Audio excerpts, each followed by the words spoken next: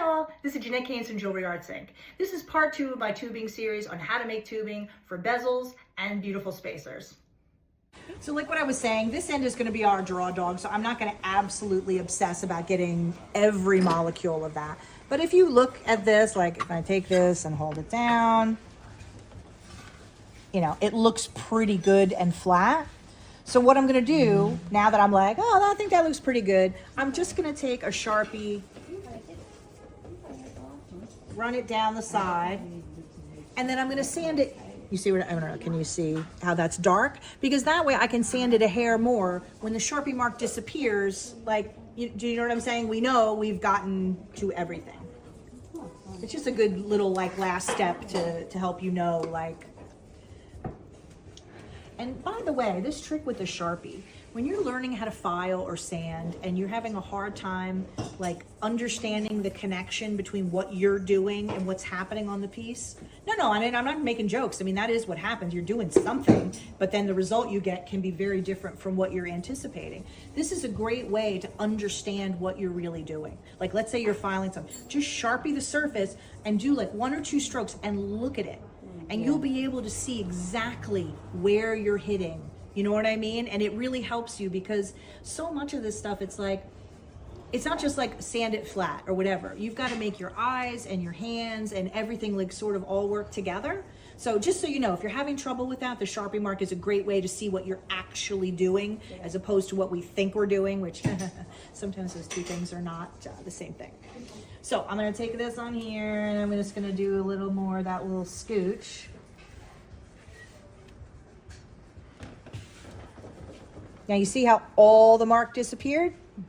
So we can feel, I believe, pretty sure, you know, we've got one nice flat surface, okay? So what I'm gonna do, and what I was saying before too, is like some people like to like mark both sides and cut them and sand them. I'd rather get this side totally flat first, because then when I use my divider for the other side, I'm getting a straighter line on that side because I've got a straight line here. You know what I'm saying? Believe me, if there is a way to figure out how to do less work, I will find it. I will find it and I will share it with all of you. So what were we? We were like 22 millimeters, I think, was the, I think so. was what we had. Let me just, It was like 19. I believe, but let me just, yeah. let me do like, you know, just double check. Yeah, it looks like 19-ish. So I'm gonna go like 21 or 22 millimeters Okay. with this. So I'm gonna take my dividers. Yeah, somewhere in that vicinity. Like I said, extra is fine. Too little is a problem. Okay.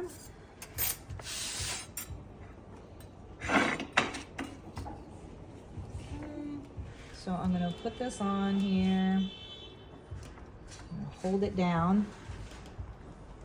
And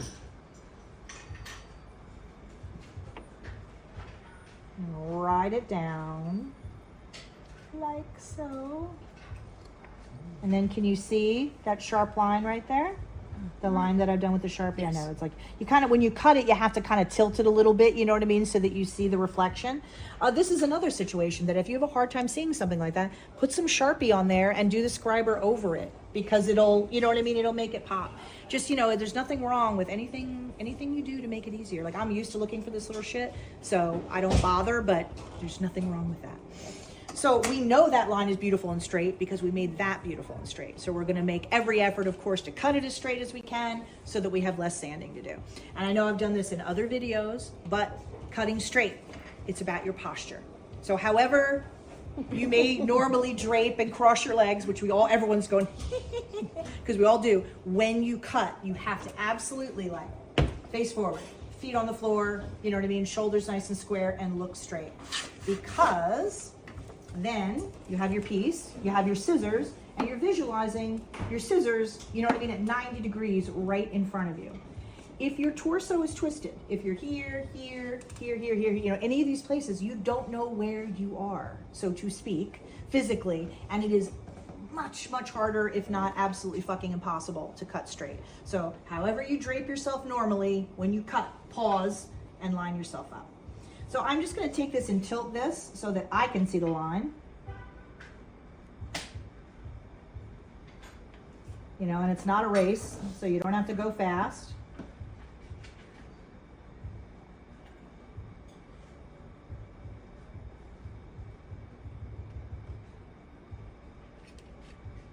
So you see what I mean? I'm going to continue, but like, it's pretty straight. Now granted, I've been doing this a while, but it really is about the posture. Because I can't tell you how many times people come to me and they're doing this and they're like, I can't cut straight. I'm like, no one can cut straight.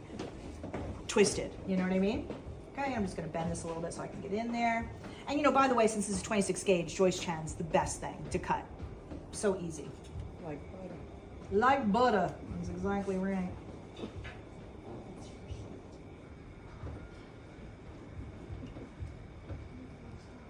And you, like I said, sometimes you just have to tilt it so that you can see the line.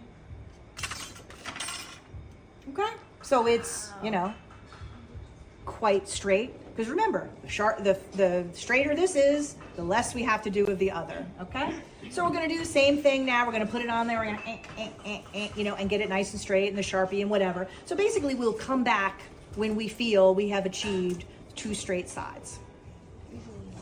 Okay, so look at this. 2 tubing blanks, no weighting. We've got Lori's right here. Hers is a little thicker, the 26 gauge.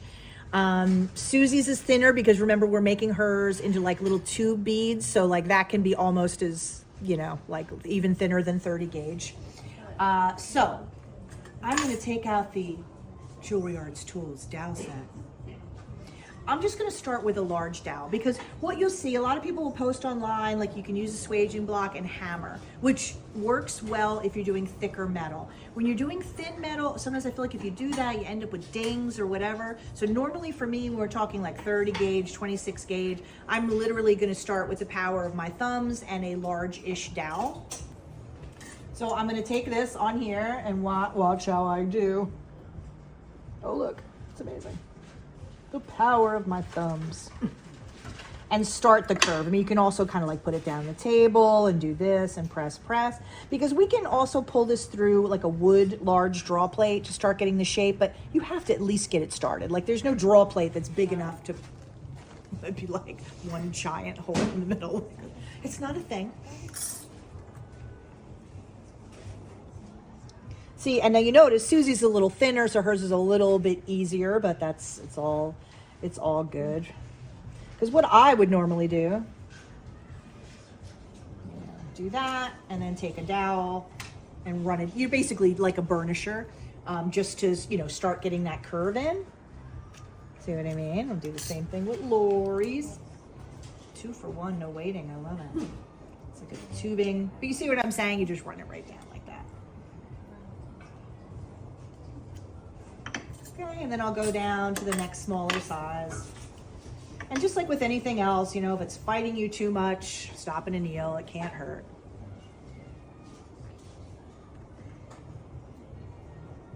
See what I mean? Okay, so I mean, that's what I do for at least a few dowels. Once we get to the point where maybe we can pull it through the draw plate to speed it up, I'll show you. But really, you have to start by getting it smaller and getting the curve in there because, like I said, no draw plate has, you know, a hole that big to start it out, okay? See this? Low tech, but effective. And you know, like I said, you can use a leather mallet. Just be careful not to get too aggressive because sometimes if people aren't used to working with thinner materials, they'll get in there, you know, with the same force that they would if it was like, you know, 18 gauge sterling, and then they're like, oops, you know what I mean? So just keep that in mind.